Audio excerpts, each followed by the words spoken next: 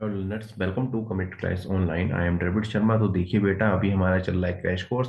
और अगर हम बात करते हैं क्रैश कोर्स की, तो आज आप देखने वाले हैं डे 7 का वीडियो लेक्चर। ठीक है। अब आप कहेंगे सर एस बेस तो 8 होना चाहिए, तो आपकी बात बिल्कुल सही है, 8 होना चाहिए था, लेकिन एक दिन की क्लास क्या हो गई है, मिस हो गई है कुछ कारण के वश। तो आप रीजन भी आप जानते हैं। ठीक है। तो इस चीज पर डिस्कशन करने का यहाँ पर कोई फायदा है नहीं। तो चलिए देखते हैं कि आज हम लोग यहाँ पर बायोमोलिक्यूल्स में क्या क्या और पढ़ेंगे। ठीक है। और अगर हम बात करते हैं तो देखिए, मैं इस चैप्टर में एक चीज और बता देता हूँ कि इस चैप्टर में मैं आपको जो पढ़ाऊंगा, ठीक है। फॉर एग्जांपल हम लोग कल क्या पढ़ने वाले हैं, कल मैं आपको एंजाइम पढ़ाऊंगा, तो मैं एंजाइम को क्या करूंगा, पूरा सेपरेटली पढ़ाऊंगा। ठीक है। तो एंजाइम के लिए बायोमोलिक्यूल में आपको एक अलग लेक्चर वीडियो मिलेगा। चलिए। तो हम लोग कल बात कर चुके थे प्रोटीन तक। ठीक है। हमने स्ट्रक्चर ऑफ प्रोटीन देखे थे, जैसे primary structure, secondary structure, tertiary structure और क्वाaternary स्ट्रक्चर। और क्वाaternary स्ट्रक्चर में एक एग्जांपल है जो कि बड़ा फेमस है और आपका कई बार एग्जामिनेशन में पूछा भी जा चुका है, और वो एग्जांपल है हीमोग्लोबिन का। और मैंने आपको बताया था कि हीमोग्लोबिन में आपको दो सब यूनिट देखने के लिए मिलती हैं, जिसमें कि दो तो होती हैं अल्फा टाइप और दो होती हैं आपकी बीटा टाइप। तो ये सारी चीजों को आप लोग कल जान चुके थे। इसके अलावा हमने और किस चीज इंपॉर्टेंट पॉइंट डिस्कशन करे थे, जैसे कि हमने बात करा था किसके बारे में, कोलेजन के बारे में बात करी थी, है ना। कहा था that collagen is the most abundant protein in animal, but काफी बार पूछा जा चुका है। साथ साथ हमने रूबिस्को का फुल फॉर्म देखा था और बताया था कि rubisco is the most abundant protein in whole biosphere. ठीक है। तो ये सारी बातें हम लोग क्या है, हम लोग कर चुके हैं। चलिए फिर और देखते हैं। इसके अलावा हाँ, जितने भी टेबल्स हैं वो आप देख लेंगे। ठीक है। जितने भी टेबल्स हैं इस चैप्टर में वो आप करके जाएंगे, क्योंकि यहाँ पर टेबल्स है, as it is direct question उठकर आ जाते हैं। तो चलिए आज हम स्टार्ट करेंगे यहाँ पर nature of bond linkage monomer in polymer. Okay, in polymer. So यहाँ पर देखिए, अगर इस वाले कंसेप्ट की मैं बात करता हूँ, इस वाले टॉपिक की बात करता हूँ, तो इसमें सारी चीजें जो अभी तक आप पढ़ के आए हो वही क्या होंगी, रिपीट होंगी। सो जैसे कि अगर हम बात करते हैं, यहाँ पर एनसीईआरटी आपकी कहती है इन अ पॉलीपेप्टाइड और a protein amino acid link by, किससे लिंक हो रहे थे भाई अमीनो एसिड, कौन से बॉन्ड से लिंक हो रहे थे, पेप्टाइड बॉन्ड से लिंक हो रहे थे, आपने पीछे देखा है। Okay. Which is form when, okay, अब ये कब बनेगा, which is form when carboxylic group, COO group of amino acid react with amino group.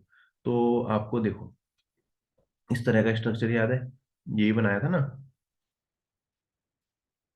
COOH। और ये किसका स्ट्रक्चर है, ये अमीनो एसिड का हो गया। और कई सारे अमीनो एसिड्स मिलकर क्या कर रहे थे, आपका क्या बना रहे थे, प्रोटीन बना रहे थे, है ना। और यहाँ पर कौन से बॉन्ड दिख रहे थे आपको, मान लीजिए यहाँ पर आपको क्या है, यहाँ पर हो गया आपका दूसरा अमीनो एसिड। ठीक है। तो यहाँ पर आप क्या देखोगे, यहाँ पर कौन सा बॉन्ड मिल रहा था, यहाँ पर आपको पेप्टाइड बॉन्ड मिल रहा था। ठीक है। पेप्टाइड बॉन्ड मिल रहा था। और ये पेप्टाइड बॉन्ड किस किसके बीच में मिल रहा है आपको, कार्बोक्सिलिक और आपका यहाँ पर NH2 ग्रुप के बीच में भी देखने के लिए मिल रहा है। तो आपको ये बात यहाँ पर बता रखी है, NH2 group of the next amino acid with the okay. और अगर आप बात करोगे, ठीक है, तो आप क्या देखोगे, इसमें आपको क्या देखने के लिए मिलेगा, डिहाइड्रेशन देखने के लिए मिलेगा। ठीक है। तो यहाँ पर आप क्या देखोगे, with the elimination of water, और इलिमिनेशन ऑफ वाटर हो रहा है तो कौन सा प्रोसेस होगा, डिहाइड्रेशन का प्रोसेस हो जाएगा भाई। इसके अलावा फिर आपको बता रखा है यहाँ पॉलीसैकेराइड के बारे में। तो पॉलीसैकेराइड में आपको देखोगे तो कौन से बॉन्ड मिलेंगे, आपको ग्लाइकोसिडिक बॉन्ड देखने के लिए मिलेंगे। Okay, this bond is also form by dehydration. अगर हम बात करते हैं, इसके बाद आपको बता रखा है that in a nucleus a phosphate moiety link, okay, link the three end carbon of one sugar of a nucleotide to the 5' carbon of the sugar of the succeeding nucleotide. So देखिए, ये सारी वही वाली बात है जो आप पढ़ के आ चुके हो, लेकिन स्ट्रक्चर फॉर्म में अगर आप देखोगे तो आप इस चीज को इजीली समझ पाओगे। ठीक है। तो स्ट्रक्चर वगैरह भी हमें यहाँ पर डिस्कस करने हैं, ठीक है, किसके, न्यूक्लियोटाइड वगैरह के। लेकिन कहाँ डिस्कस करेंगे हम लोग, मोलिकुलर बेसिस ऑफ इनहेरिटेंस में क्या करेंगे, इस चीज को डिटेल डिस्कशन करेंगे, जहां पर मैं आपको वॉटसन क्रिक मॉडल भी बताऊंगा, आपको स्ट्रक्चर ऑफ DNA भी बताऊंगा, और आपको यहाँ पर किस तरह की मोइटी वगैरह ये सारी चीजें भी आपको वहां पर क्लियर होंगी। अभी हम क्या करेंगे, बायोमोलिक्यूल्स में वे भी चीजें देखेंगे जो आपके यहाँ पर काम किया। लेकिन जैसे ही टॉपिक हो गया, ठीक है, जैसे यहाँ पर 5' कार्बन शुगर ये सारी चीजें न्यूक्लियोटाइड वगैरह की, वो हम वहीं पर ही डिटेल देख लेंगे। Okay. The bond between the phosphate and hydroxyl group of sugar is an ester bond. सीधा क्वेश्चन पूछ सकता है कि बताइए कौन सा बॉन्ड होगा, तो ध्यान रखेंगे एस्टर बॉन्ड। और वहीं okay, as there such ester bond, on other side they are called phosphodiester bond. ठीक है, कौन से बॉन्ड हो जाएंगे? फॉस्फोडाइएस्टर बॉन्ड हो जाएंगे। देखो सीधी सीधी बात, अब ऐसा समझो आप। ठीक है, आपने कल क्या पढ़ा था? आपने पढ़ा था कि नाइट्रोजन बेस और शुगर, ये तो पढ़ा था, नाइट्रोजन बेस और शुगर मिलकर क्या बना रही है साहब? आपका बना रही है न्यूक्लियोटाइड। सॉरी, न्यूक्लियोसाइड बना रही है। क्या बना रही है भाई? न्यूक्लियोसाइड बना रही है। अब न्यूक्लियोसाइड में जब आपका फॉस्फेट ग्रुप जुड़ रहा है, कौन सा ग्रुप जुड़ रहा है साहब? फॉस्फेट ग्रुप जुड़ रहा है, तो क्या बनेगा? ये बनेगा न्यूक्लियोटाइड। क्या बन जाएगा? न्यूक्लियोटाइड। सो अगर नाइट्रोजन बेस और शुगर के बीच में कौन सा बॉन्ड है? ये है आपका ग्लाइकोसिडिक बॉन्ड। Glycosidic bond. और न्यूक्लियोसाइड और फॉस्फेट ग्रुप के बीच में कौन सा ग्रुप बने आपका? कौन सा लिंकेज बनेगा या कौन सा बॉन्ड बनेगा? तो ध्यान रखेंगे, फॉस्फोडाइएस्टर बॉन्ड बनता है। कौन सा बनता है भाई? फॉस्फोडाइएस्टर बॉन्ड बन जाता है। फॉस्फोडाइएस्टर बॉन्ड बन जाता है। तो ये चीजें यहाँ पर आप लोग ध्यान रखोगे। ओके, इसके बाद आपको बता रखा है that nucleic acid exhibit a wide variety of secondary structure. और यहाँ पे फिर आपको डीएनए के बारे में बता रखा है कि डीएनए की बात करेंगे तो यहाँ पर एक वॉटसन एंड क्रिक मॉडल के बारे में बता रखा है, जो कि हम लोग वहां पर ही डिस्कस करेंगे। ठीक है, मॉलिक्यूलर बेस ऑफ इनहेरिटेंस में इसका डिटेल डिस्कशन आपका रहेगा। चलिए, थोड़ा सा यहाँ पे इसको बड़ा कर लेते हैं पीडीएफ को। ठीक है, तो ये हो गया है साइज इसका थोड़ा सा बड़ा। ओके, फिर यहाँ पर ये वॉटसन क्रिक मॉडल को वहाँ डिस्कस करेंगे। और ये मॉडल क्या कहता है देखिए, ये मॉडल आपका ये बताता है कि डीएनए की अगर आप बात करोगे तो डीएनए का जो मॉडल है वो कैसा है? डबल हेलिक्स है। यहाँ पर आपको 2 स्ट्रैंड ऑफ पॉलीन्यूक्लियोटाइड चैन देखने के लिए मिलेंगे, जो कि एंटी पैरेलल फैशन में रन करेंगे। अगर मैं यहाँ पर इसे रफली एक डायग्राम के थ्रू बनाना चाहूँ तो मैं इस तरीके से बना सकता हूँ। ठीक है, सो ये कैसे हैं? एंटी पैरेलल है। ठीक है, कैसे हैं भाई? एंटी पैरेलल है। तो अगर यहाँ 5 डैश आ रहा है तो यहाँ क्या आएगा? 3 डैश, और यहाँ आ जाएगा 5 डैश। तो इस तरीके से इनका स्ट्रक्चर होता है। ठीक है, और कैसे हैं भाई? ये एंटी पैरेलल है, ये आप देख सकते हो यहाँ पर डायग्राम में। और क्या है आपकी? ये आपकी पॉलीन्यूक्लियोटाइड की चेन है, और जो कि अपोजिट डायरेक्शन में रन कर रही है। और देखिए, ये बड़ा फेमस क्वेश्चन है, अगर आपसे बहुत कई बार पूछा जा चुका है एग्जामिनेशन में, कि डीएनए की अगर आप बैकबोन देखते हैं, ठीक है, तो आपसे क्वेश्चन पूछा जाता है the backbone of DNA is form by, तो आपका आंसर क्या रहेगा? By the sugar, by the phosphate sugar chain. ठीक है, तो ये चीज ध्यान रखना। या ठीक है, क्या होगा आपका? शुगर फॉस्फेट बॉन्ड रहेगा। तो चलिए मैं चीज को यहाँ पर आपके लिए हाईलाइट करता हूँ। The backbone is form by the sugar phosphate chain, या फिर शुगर फॉस्फेट बॉन्ड के थ्रू भी आप कह सकते हो। इसके अलावा आप देखोगे तो आपको ये सारी चीजें यहाँ पे बता रखी हैं। ठीक है, तो ये सारा वही डीएनए का स्ट्रक्चर है जो कि वहां पर हमें पढ़ना है। इसके अलावा आपको जानते हैं कि क्या होंगे? यहाँ पर नाइट्रोजन बेसिस होंगे, जैसे कि आपका एडेनिन, ग्वानिन, थाइमिन, साइटोसिन। तो ये सारी चीजें आपकी यहाँ पर हो जाएंगी। और यहाँ पर आपसे पूछ लेगा तो आप बता दीजिएगा कि भाई थाइमिन और एडेनाइन में क्या होते हैं? डबल बॉन्ड होते हैं। ग्वानिन और साइटोसिन में क्या होते हैं? ट्रिपल बॉन्ड होते हैं। अगेन, सारा का सारा आपके लिए वहां पर आपको डिटेल में बता देंगे, तो परेशान मत होना। और जो मोलिकुलर बेस ऑफ इनहेरिटेंस का जब चैप्टर चलेगा ना, इवन वो जो पूरी यूनिट चलेगी वो थोड़ी लंबी चलेगी as compare to other lectures. इसके बाद कह रहे हैं there are 2 hydrogen bond between adenine and thymine and 3 hydrogen bond between guanine and cytosine. Okay, तो इसके बाद आपको क्या बता रखा है? The okay, the strand turn 36 degree. ठीक है, एग्जामिनेशन में आ चुका है, पीवाईक्यू है आपका। 1 full turn of a helical strand would be involve 10 base pair. ठीक है, तो देखो अगर मैं इस तरीके से इसको बनाता हूँ, ठीक है, तो इसके अंदर आपको कितने बेस पेयर देखने के लिए मिलेंगे? आपको इसके अंदर देखने के लिए मिलेंगे 10 बेस पेयर। तो आप इसके अंदर बना सकते हैं, जैसे मैंने बनाया 1 2 3 4 5 6 7 8 9 और 10। ठीक है, तो इस तरीके से आप क्या देखोगे कि यहाँ पर आपको 10 बेस पेयर देखने के लिए मिलते हैं।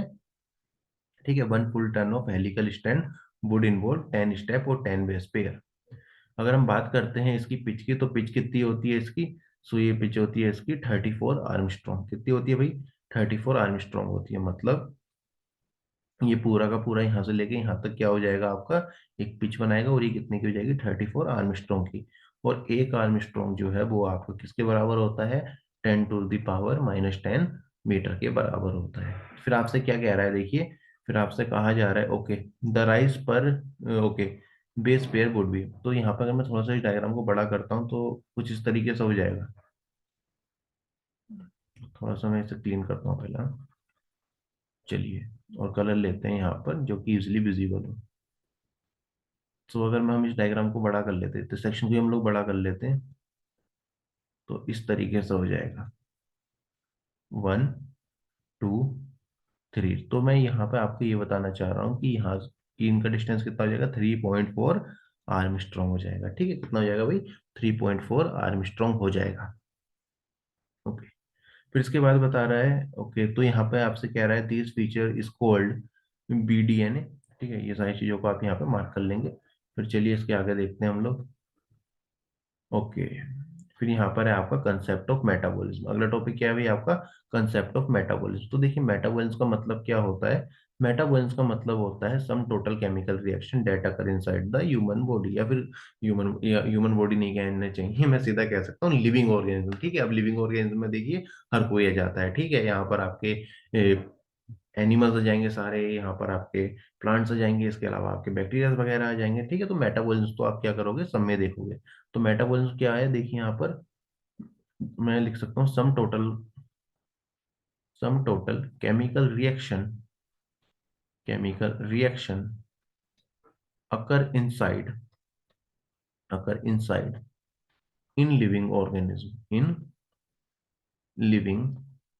ऑर्गेनिज्म। तो यही होता है आपका मेटाबॉलिज्म। अब देखिए मेटाबॉलिज्म में तो ये दो, मेटाबॉलिज्म की अगर हम बात कर रहे हैं, ठीक है, तो टोटल केमिकल रिएक्शन हो गई है। तो इसमें कौन कौन सी हो सकती है, यहाँ पर आपकी एनाबोलिक प्रोसेस भी हो सकती हैं, और यहाँ पर आपकी कैटाबोलिक प्रोसेस भी हो सकती हैं। ठीक है, anabolic and catabolic. Anabolic process में एक चीज ध्यान रखिएगा, इन प्रोसेस में क्या होता है, इनमें होता है फॉर्मेशन, किसी चीज का फॉर्मेशन होता है।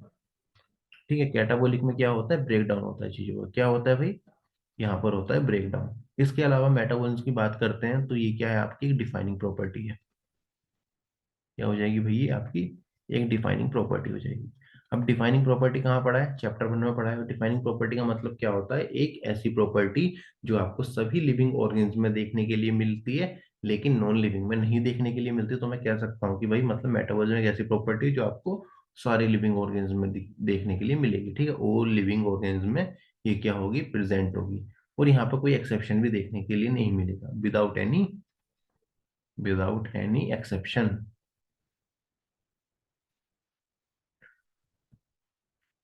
तो ये आप यहाँ पर मार्क कर लेंगे। ठीक है,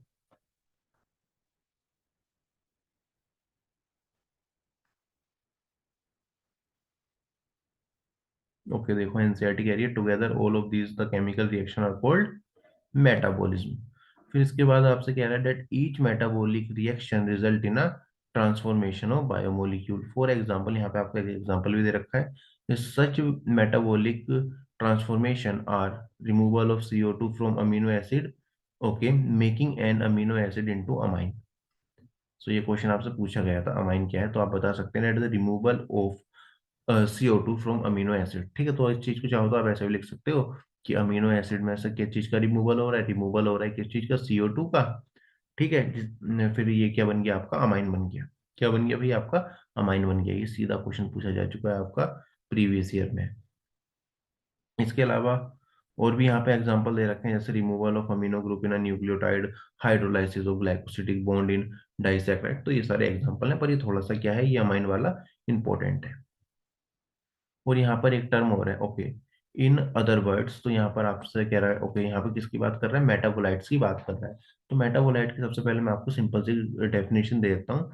तो मेटाबोलाइट के बारे में आप कह सकते हैं कि that substance that will go under metabolism. ठीक है, सब्सटेंस जो कि आपके मेटाबॉलिज्म प्रोसेस के अंदर जाएंगे, तो उसे हम लोग क्या कहेंगे, उसको हम कहेंगे metabolite, substance that will go under metabolism, metabolism. तो ये क्या हो जाते हैं आपके, ये हो जाते हैं मेटाबोलाइट्स। ओके, सो मेटाबोलाइट्स के बारे में कह रहा है that, okay, metabolites are converted in each other in a series of link reaction called metabolic pathway. तो देखो भाई, इसकी सिंपल सी डेफिनेशन तो यही आप याद रखो तो ज्यादा अच्छा है। ठीक है, मेटाबोलाइट क्या हो गया, जो आपका मेटाबॉलिज्म प्रोसेस है, ठीक है, उसमें जो सब्सटेंस आपके मेटाबॉलिज्म में जा रहे हैं, ठीक है, उसे आप क्या कह दोगे, मेटाबोलाइट्स कह दोगे। फिर इसके बाद ओके, फिर इसके बाद आपको यहाँ पे बता रखे हैं रिएक्शंस के बारे में, ठीक है। और आपको यहाँ पे एनाबॉलिज्म और कैटाबॉलिज्म भी बताना था एनसीईआरटी को। चलिए वो अगले टॉपिक में होता है। तो यहाँ तक कर चुके हैं। ओके, फिर यहाँ पे थोड़ा सा ना आपका एंजाइम के बारे में पता होना चाहिए, जैसे कि यहाँ पे एनसीईआरटी कह रही है कैटालाइज रिएक्शन। ओके, देखो कैटालाइज रिएक्शन का मतलब सिंपल सी बात ऐसा समझ सकते हो आप, कि अगर हम बात करते हैं किसी मेटाबॉलिज्म प्रोसेस में, ठीक है, या कोई भी केमिकल रिएक्शन जो हो रही है, तो या फिर आप कह सकते हो कोई भी ऐसी प्रोसेस हो रही है, ठीक है, तो उसमें किस चीज की रिक्वायरमेंट पड़ेगी, सो रिक्वायर्ड एंजाइम। ठीक है, यहाँ पे क्या होते हैं, एंजाइम होते हैं जो किसकी तरह एक्ट करते हैं, जो आपके एक्ट करते हैं एज कैटालिस्ट, एज कैटालिस्ट। ठीक है, अगर आपने पढ़ा भी होगा, ठीक है, आपने काफी सारी रिएक्शन पढ़ी होंगी, जब आपने डाइजेशन एंड एब्जॉर्प्शन पढ़ा होगा तो आपने देखा होगा कि वहां पर क्या है, काफी सारे एंजाइम्स हैं जो कि आपके यहाँ पर एज अ कैटलिस्ट एक्ट करेंगे। सो यहाँ पर एनसीईआरटी कहती है the catalyst which hasten the rate of given metabolic conversion are also protein, the protein, oh okay, the protein with catalytic powder are named enzyme। तो एक बार इसको भी देख लेना। फिर इसके बाद आते हैं okay metabolic basis for living. Metabolic basis for living क्या है, तो चलो इस टॉपिक को समझते हैं। और यहाँ पे मैंने आपके लिए एक क्वेश्चन बना के रख रखा है, ठीक है, आंसर आप लोग करोगे कमेंट सेक्शन में। So metabolic basis for living में आपको देखो क्या क्या चीजें हैं आपकी। Okay, metabolic pathway can lead to more complex structure from a simple structure. Okay, और यहाँ पे एग्जांपल भी दे रखा है, देखो यहाँ पे आपसे मतलब किसकी बात कर रहे हैं, देखो आपसे क्या कह रहा है कि क्या बनना है आपका, कॉम्प्लेक्स स्ट्रक्चर बनना है, ठीक है, सिंपल से क्या बनना है आपका, कॉम्प्लेक्स स्ट्रक्चर बनना है। तो ये कैसी प्रोसेस होगी भाई, तो ये प्रोसेस है आपकी एनाबोलिक। कैसी प्रोसेस है, ये आपकी एनाबोलिक प्रोसेस है। एनाबोलिक को आप एक तरीके से कह सकते हो कंस्ट्रक्टिव प्रोसेस भी है। कैसी प्रोसेस है भाई, कंस्ट्रक्टिव प्रोसेस है। थोड़ी सी बात को समझाता हूँ आपको इस तरीके से एक एग्जांपल लेके। मान लो भाई तुम्हारे अमीनो एसिड्स हैं, है ना, तो कई सारे अमीनो एसिड्स आपके मिले और क्या बनाया, मान लो अमीनो एसिड जुड़ा, तो आप कहोगे सर ये तो हमें पता है साहब, प्रोटीन बन जाएगा। तो प्रोटीन क्या है, कॉम्प्लेक्स है ना, उससे कॉम्प्लेक्स स्ट्रक्चर है आपका। और भाई अमीनो एसिड्स क्या है आपके, सिंपल है। तो आप देख रहे हो यहाँ पे क्या हुई है, एनाबोलिक प्रोसेस हुई है। कैसे प्रोसेस हुई है साहब, यहाँ पर एनाबोलिक प्रोसेस हुई है, ठीक है, मतलब कंस्ट्रक्शन हुआ है। अब वही मैं आपसे कहता हूँ एक प्रोटीन है, क्या है भाई, प्रोटीन है। प्रोटीन को मैं क्या कर रहा हूँ, ब्रेक डाउन करूंगा किसमें, तो ब्रेक डाउन करूंगा तो किसमें ब्रेक डाउन होगा, ये अमीनो एसिड्स में ब्रेक डाउन होगा। तो आप देख रहे हो कि ये कॉम्प्लेक्स प्रोसेस है, या फिर मैं कह सकते हैं कॉम्प्लेक्स स्ट्रक्चर है एक सिंपल स्ट्रक्चर बनना है। इसका मतलब है ये कैसी प्रोसेस है, ये है आपकी कैटाबोलिक प्रोसेस। तो अभी यहाँ पर आपको चलो एक एग्जांपल दे रखा है। तो यहाँ पर आपसे कह रहा है complex structure from a simple structure, ठीक है, कॉम्प्लेक्स स्ट्रक्चर बनना है सिंपल स्ट्रक्चर, मतलब कैसे प्रोसेस है ये, एनाबोलिक प्रोसेस है। For example acetic acid became cholesterol. Okay, और यहाँ पे कह रहा है और lead to a simple structure from a complex structure. ठीक है, कॉम्प्लेक्स स्ट्रक्चर ये है, इससे सिंपल स्ट्रक्चर बनना है। कैसी प्रोसेस है, तो ये प्रोसेस है आपकी कैटाबोलिक प्रोसेस। तो यहाँ पे एग्जांपल भी दे रखा है, ग्लूकोज बिकेम लैक्टिक एसिड इन, okay, glucose became lactic acid इन आपका स्केलेटल मसल। इसके अलावा फिर आपको एनाबोलिक और कैटाबोलिक पाथवे के बारे में मैंने आपको बता ही दिया है। सो एनाबोलिक पाथवे में क्या ध्यान रखेंगे, एनाबोलिक पाथवे में क्या होती है, एनर्जी कंज्यूम होती है, ठीक है। सो यहाँ पर आपको एग्जांपल भी दे रखा है एनाबोलिक का, जैसे कि अब मैंने आपको जो एग्जांपल होता है वो ये, okay, assemblage of protein from amino acid require energy input. तो यहाँ पे इसके अलावा फिर आपसे क्या कह रहा है, कैटाबोलिक पाथवे के बारे में कह रहा है। तो कैटाबोलिक पाथवे में क्या होगा आपका, एनर्जी रिलीज होगी, क्या होगी यहाँ पर, एनर्जी आपकी रिलीज होगी, ठीक है। तो यहाँ पर आपको फिर से एक एग्जांपल दे दिया है, glucose is degrade, okay, degrade to lactic acid in our skeletal muscle. तो यहाँ पे क्या हो रही है आपकी एनर्जी रिबलेट, क्या हो रही है, लिबरेट हो रही है, ठीक। इसके अलावा आपसे कह रहा है, ओके, अच्छा, इसमें आप ये बताओगे glucose is degrade to lactic acid. ठीक है, यहाँ पे क्या हो रही है, आपकी एनर्जी लिबरेट हो रही है। तो कितनी एनर्जी लिबरेट हो रही है, कितने एटीपी आपके लिबरेट हो रहे होंगे, तो ये आपके लिए एमसीक्यू एज अ होमवर्क, इसका आंसर आप कमेंट सेक्शन में दोगे। The metabolic pathway for a ग्लू ओके, ये तो हम कर चुके हैं। Okay, the metabolic pathway from glucose to lactic acid which occur in 10 metabolic step called glycolysis. तो ग्लाइकोलाइसिस का मतलब क्या होता है, ग्लाइकोलाइसिस का मतलब होता है आपका कि ग्लाइकोलाइसिस पूरी एक प्रोसेस है। ठीक है, क्या है, पूरी एक प्रोसेस है। सो ये प्रोसेस आप लोग कहाँ पढ़ोगे, आप आगे आने वाले चैप्टर में पढ़ोगे, आपको प्लांट फिजियोलॉजी के सेक्शन में पढ़ा दिया जाएगा। ग्लाइकोलाइसिस में आप क्या देखोगे कि ग्लूकोज से क्या बनना है आपका, आपका पायरूविक एसिड बनना है। ठीक है, क्या बनना है भाई आपका, आप बनता है पायरूविक एसिड, फिर पायरूविक एसिड से फिर आगे और भी प्रोसेस होते हैं। ठीक है, तो ये चीज को आप लोग क्या करोगे, ध्यान रखोगे। ओके, तो ध्यान रखना है। ठीक है, ग्लाइकोलाइसिस है ना, तो देखिए यहाँ पे क्या डेफिनेशन दे रखी है, मेटाबॉलिक पाथवे जिससे क्या होगा, from glucose to lactic acid, और ये पूरा किस में होगा, आपका 10 स्टेप में होगा। इसको क्या कह रहे हैं, ग्लाइकोलाइसिस कह रहे हैं। लेकिन अभी आप कहोगे सर, अभी तो आप बोल रहे थे कि भाई द प्रोसेस बाय, आप बता रहे थे प्रोसेस जिसमें क्या होगा, ग्लूकोज से आपका क्या बनेगा, आपका पायरूवेट बनेगा या पायरूविक एसिड बनेगा। ठीक है, वो आप कह रहे थे सर 10 स्टेप में होता है, तो उसको क्या कहोगे, उसको भी आपको ग्लाइकोलाइसिस ही कहते हैं। ठीक है, तो इन दोनों चीजों में कंफ्यूज मत होना। ठीक है, ग्लाइकोलाइसिस को हम आगे अच्छे से पढ़ेंगे कहाँ पर, जब आपके हम लोग प्लांट फिजियोलॉजी को देखेंगे। इसके बाद देखिए आपको क्या कह रहा है, that आपसे कह रहा है living organism have learn to trap this energy liberate during a degradation and to store in form of chemical bond. So अगर हम बात करते हैं, तो ये लाइन आपके लिए इंपॉर्टेंट है, the most important form of the energy currency in living, okay, living system is the bond energy, a chemical called ATP. ठीक है, तो अगर बात करते हैं energy currency of the cell, क्या है आपकी एटीपी, और एटीपी का फुल फॉर्म क्या होता है, एडिनोसिन ट्राइफॉस्फेट, इसका क्या है, फुल फॉर्म है। चलिए, आई होप आप लोग हाईलाइट करते हुए चल रहे होगे चीजों को। ओके, फिर इसके बाद देखिए कुछ एनसीईआरटी आपसे कुछ सवाल करती है, जैसे आपसे कहती है, okay, how do living organism drive their energy, okay, what are, okay, what strategy they evolve, how do they store energy, in what form, how do they convert energy into work। तो ये सब पढ़ने के लिए आपको जो है क्या जानना, देखिए एक अलग ही ब्रांच है हमारे बायो में, जिसको हम लोग क्या कहते हैं, बायो एनर्जेटिक्स। ठीक है, तो बायो एनर्जेटिक्स आपका यहाँ पर सिलेबस में नहीं है। ठीक है, लेकिन इसमें आप इन सारी चीजों को सीखते हैं कि जैसे how living organism drive their energy, और इसके अलावा स्ट्रेटजीज क्या क्या है इसमें, तो ये सारी चीजें आप किसमें पढ़ते हैं, आप पढ़ते हैं बायो एनर्जेटिक्स में। और बायोजेनेटिक ये सब आपका क्या है, आपके हायर क्लासेस के क्या है आपके, आप कह सकते हो आप हायर क्लास में पढ़ोगे। चलिए, फिर इसके बाद इस पर आते हैं हम लोग, ओके, लिविंग स्टेट में। तो लिविंग स्टेट में सबसे पहले आपसे किस तरह की बात की जा रही है, यहाँ पर आपसे मेटाबोलाइट्स की बात की जा रही है। तो मेटाबोलाइट्स के बारे में आप एक चीज तो जानते हैं, मैंने आपको बता भी दिया है पहले, substance that will go, substance that will go under metabolism, under metabolism. तो ये क्या हो गए आपके, यही हो गए आपके मेटाबोलाइट्स। फिर इसके बाद आपसे क्या कह रहा है, ओके, दिस, ओके, यहाँ पे आपसे मेटाबॉलिक फ्लक्स के बारे में कह रहा है। तो मेटाबॉलिक फ्लक्स का मतलब क्या होगा, इसका मतलब होगा passage of metabolite, passage of metabolite through reaction, through reaction system, through reaction system over time. तो ये क्या हो गया आपका, ये हो गया आपका मेटाबॉलिक फ्लक्स के लिए आपका एक डेफिनेशन बन गया। Hence, the living state is a non-equilibrium steady state to perform function। ठीक है, तो ये चीज ध्यान रखेंगे आप लोग।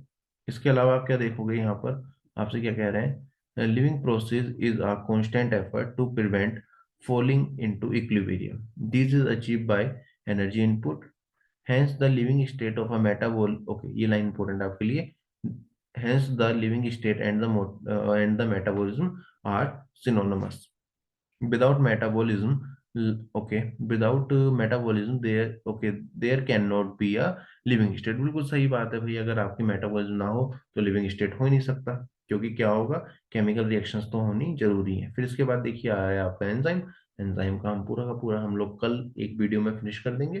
तो चलिए, आज के लेक्चर को इतना ही रखते हैं, तो चलिए इसी के साथ thank you and all the best.